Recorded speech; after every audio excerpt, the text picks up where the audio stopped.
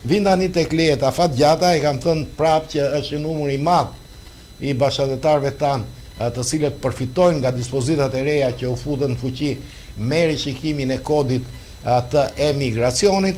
Kështu leja 10 vjeçare, e cila fillimisht ishte parashikuar si një leje që jepet vetëm një herë dhe nuk jepet më, tani më mund të rinovohet. Mund të rinovohet duke paguar një parabolo prej 900 euros, kërkohet kopje pasaportës, leje qëndrimit sigurisht, vërtetimi aftësisë siguruese asfaltësi kanotita apo kontratë siguracioni privat.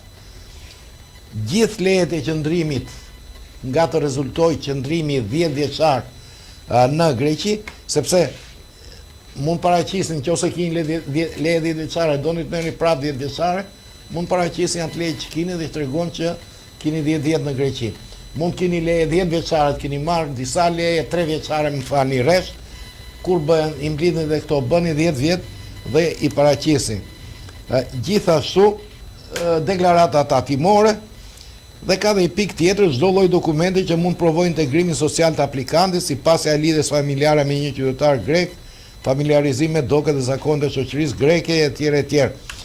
Përgjithsisht, secili prej nesh ka në familje një djalë apo një vajzë që ka marrë në nënçesinë greke. Pra vendosin aty taftotitën e fëmijës.